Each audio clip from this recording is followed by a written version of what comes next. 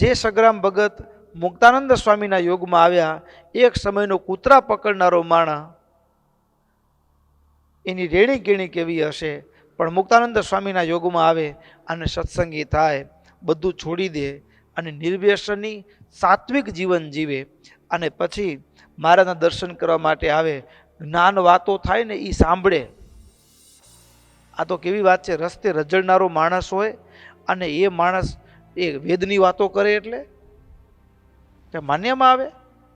પણ એ સગ્રામ ભગત એક સમયનો કૂતરા પકડનારો માણસ અને એ વાતો સાંભળે મહારાજના મુખ થકી, સંતોના મુખ થકી, અને વાતો સાંભળવી તો ટપોય ન પડે આપણે તો, પણ એ હૃદયસ્થ કરે, ઝીલે. કેટલું પવિત્ર હૃદય થયું હશે સાધુના યોગથી,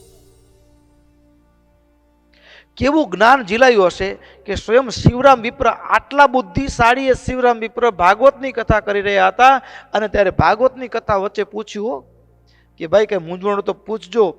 અને સગ્રામ ભગતને 2-4 વખત પૂછ્યું, દરરોજ 2-4 વખત પૂછતા હોય, એટલે શિવરામ ભગતે પૂછ્યું કે વિષયોમાં ચિત્ત સમાયેલું છે કે ચિત્તમાં વિષયો?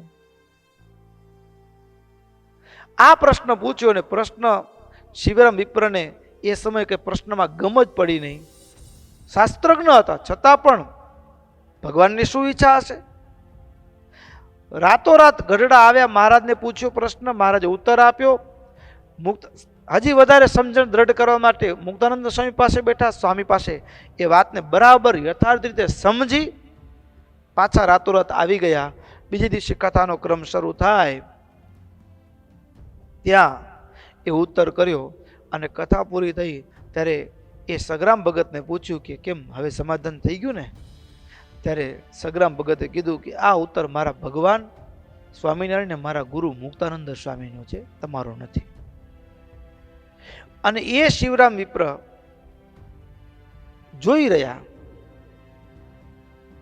કેટલો મહિમા, ગામડાનો માણસ પણ કેટલો ભગવદ યોગથી એ સગ્રામ ભગતના સમજણ, તપ, ત્યાગ, એનું ભજન જોઈ શિવરામ વિપ્રનું હૃદય વધારે દ્રવિત થઈ ગયું અને એને સંસાર છોડી દીધો અને સાધુ થયા.